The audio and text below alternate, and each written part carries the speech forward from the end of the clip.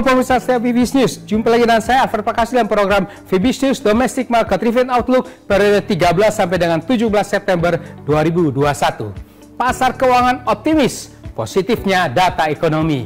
Ya, pasar investasi dalam negeri pekan lalu diwarnai dengan sejumlah isu, diantaranya cadangan devisa Indonesia dilaporkan melonjak signifikan per bulan Agustus dan merupakan level tertingginya sepanjang sejarah.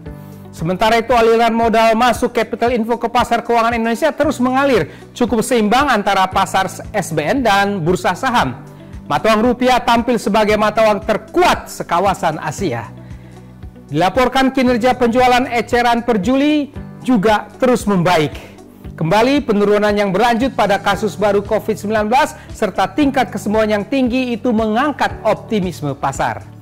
Untuk korban virus di Indonesia, berita resmi terakhirnya sudah sekitar 4.158.000 orang yang terinfeksi dan 3.901.000 orang yang sembuh dengan tingkat kesembuhan yang tinggi 93,9% dan 138.000 lebih orang yang meninggal.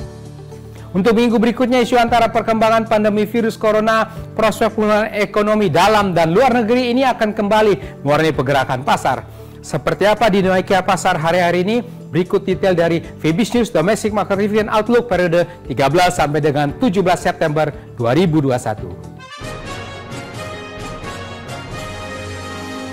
Ya, kita mulai dengan pasar modal Indonesia. Indeks harga saham gabungan pekan lalu secara mingguannya terkoreksi 0,52% ke level 6.095. Ya, ini terkoreksi IHSG setelah 2 minggu berturut-turut rally dalam satu pergerakan yang sideways dan di sekitar area konsolidasinya.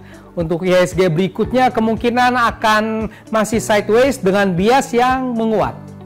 Mata uang rupiah pekan lalu lanjut menguat 0,42% secara mingguannya ke level 14.202 rupiah per US dollar. Menguat di minggu ketiganya di tengah rilis rekor cadangan devisa RI sepanjang sejarah dan masih berlanjutnya aliran capital inflow ke pasar SBN.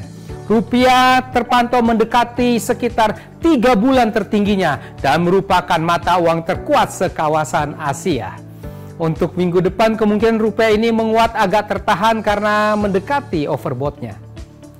Ya pemirsa, harga obligasi rupiah pemerintah Indonesia jangka panjang 10 tahun terpantau turun tipis secara mingguannya. Ini terlihat dari pergerakan naik tipis yields obligasi pemerintah dan berakhir ke level 6,155% pada akhir pekan. Ini terjadi di tengah berlanjutnya aksi beli investor asing di pasar SBN. Sementara itu yields US Treasury menanjak bertahap pada 3 minggu terakhir ini. Pemirsa setia Vibis News, posisi cadangan devisa Indonesia pada akhir Agustus 2021 tercatat sebesar 144,8 miliar dolar AS, meningkat dibandingkan posisi pada akhir Juli.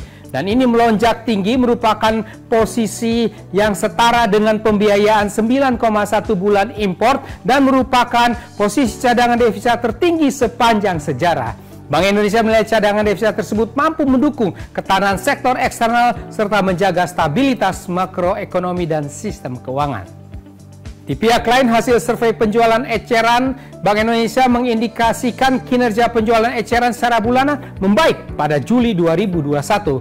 Seiring hal tersebut, responden memperkirakan kinerja penjualan eceran akan terus membaik pada Agustus 2021. Ini tercermin dari indeks penjualan retail Agustus yang diperkirakan sebesar 196,5 atau secara bulanan tumbuh 4,3% month to month. Ya, responden menyampaikan perkiraan peningkatan tersebut sejalan dengan mobilitas yang mulai membaik seiring dengan relaksasi pembatasan aktivitas masyarakat dan permintaan domestik yang meningkat. Ya, berdasarkan data transaksi 6-9 September, Bank Indonesia melaporkan non-residen di pasar keuangan domestik melakukan beli neto 1,66 triliun rupiah. Terdiri dari beli neto di pasar SBN 0,8 triliun rupiah dan beli neto di pasar saham sebesar 0,85 triliun rupiah. Ya, perbaikan sejumlah indikator ekonomi tersebut menunjukkan bahwa ekonomi Indonesia sedang bergerak ke arah pemulihannya di tahun 2021 ini. Ya, demikian pemirsa setia Vibis News, kita sudah membahas bersama Vibis News Domestic Market Review and Outlook periode 13 sampai dengan 17 September 2021. Saya di sini Alfred Pakasi, mohon diri sejenak. Baiklah untuk semuanya, stay safe, stay healthy. Salam Fibis.